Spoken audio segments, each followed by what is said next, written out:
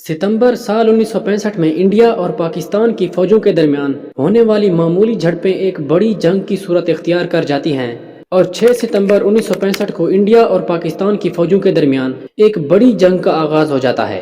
आखिर साल 1965 में होने वाली इस बड़ी जंग की वजह क्या थी और इस जंग में कौन से मुल्क को बढ़तरी हुई, इसके अलावा आज की हमारी इस वीडियो में जानते हैं ईयर 1965 में होने वाली जंग के चंद हैरान कुन हकायक।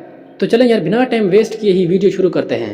14 अगस्त साल 1947 पाकिस्तान की आज़ादी और 15 अगस्त साल 1947 को इंडिया की आज़ादी के वक्त दोनों ममालिक के दरमियान दुश्मनी का एक ऐसा बीज बोया गया जो बढ़ता ही चला जा रहा है। बेसिकली दोनों ममालिक का आपस में जो मसला है वो है मसला कश्मीर, और साल 1965 में होने वाली जंग भी इसी मसले की वजह से हुई थी। एनीवे, आज़ादी के वक्त ये तय पाया था कि वो इलाके जिनमें मुस्लिम अक्सरियत ज़्यादा होगी वो पाकिस्तान का हिस्सा होंगे, जबकि हिंदू अक्सरियत वाले सारे इलाके इंडिया का हिस्सा होंगे। जबकि उस वक्त हिंदुस्तान में मौजूद कुछ रियासतें ऐसी भी थीं जिनके मुस्तकबिल का फैसला उन्हीं पे छोड़ दिया गया, यानी वो जिस मुल्क के साथ चाहते इत्तेहाद कर सकते थे।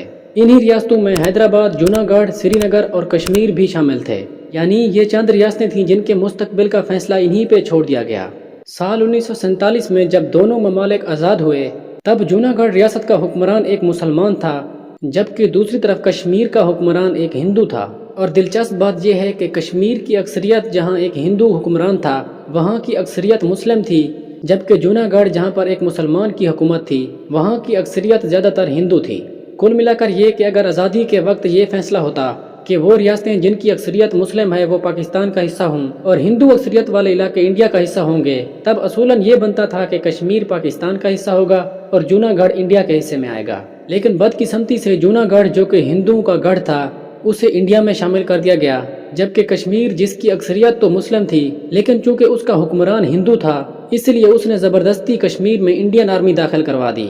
मुख्तसर ये कि इंडिया जूनागढ़ और कश्मीर दोनों पर अपना हक समझने लगा और बस फिर यही तनाज़ा आगे बढ़ने लगा और कई बड़ी जंगों की वजह बना। दोनों ममालिक के बॉर्डर की गैर मुनसफाना तकसीम की वजह से आए रोज़ बॉर्डर पे दोनों ममालिक की आर्मी के खिलाफ हल्की फुल्की जंग तो जारी रहती थी। लेकिन फिर आया साल 1965। 6 अप्रैल साल 1965 में पाकिस्तान की तरफ से 5000 से ज़ायद सिपाही और मुजाहिदीन को इंडियन ऑक्युपाई कश्मीर और चंद दूसरे मकामात जिन पर पाकिस्तान अपना हक समझता था वहाँ पे इन मुजाहिदीन को भेजा गया। और उस वक्त इन मुजाहिदीन ने अपना टारगेट हासिल भी कर लिया था, लेकिन बाद में नाक़िस हिकमत अमली की वजह से इनमें से कुछ मुजाहिदीन को वापस लौटना पड़ा। लेकिन इन्हीं भेजे गए मुजाहिदीन में से गजनवी फोर्स का मुजाहिदीन और आर्मी का एक दस्ता जो कि मेजर मुनव्वर की कमान में था, इस दस्ते ने एक बड़ी कामयाबी हासिल कर ली थी। बेसिकली मेजर मुनव्वर की ज़ेरे कमान आर्मी का ये दस्ता राजौरी के इलाके में दाखिल किया गया था, जिसने राजौरी, बुद्धल, थाना मंडी और मंढेर में भारतीय फौज को शिकस्त देकर यहाँ पर कब्जा कर लिया था। लेकिन बाद में बदकिस्मती से कारगिल वार में इन मुजाहिदीन को जब वापस बुलाया गया तब पीछे से इंडियन आर्मी ने हमला करके इनको मार दिया था। खैर, हम अपने टॉपिक पर आते हैं। ये मुजाहिदीन इंडिया के इन इलाकों पर काबिज हो जाते हैं और बस फिर इन्हीं वजूहात के पेश नज़र दोनों फौजों के दरमियान एक बड़ी जंग शुरू हो जाती है।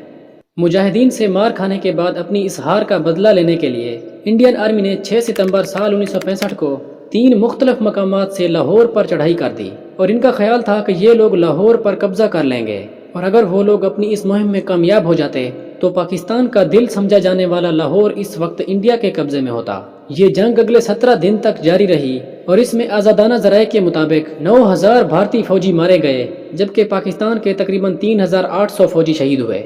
इसके अलावा तकरीबन 20 पाकिस्तानी फाइटर जेट तबाह हुए, जबकि इंडिया के तकरीबन 75 से ज़ायद तैयारे तबाह हुए। इस जंग में सोवियत यूनियन और यूनाइटेड स्टेट ने इंडिया को सपोर्ट किया, जबकि पाकिस्तान को ईरान, इंडोनेशिया और तुर्की ने सपोर्ट किया।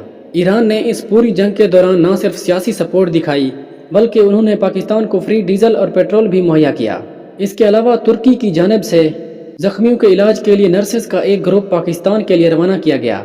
यही नहीं बल्कि तुर्किया ने सियासी सत्ता पर भी भरपूर हिमायत की।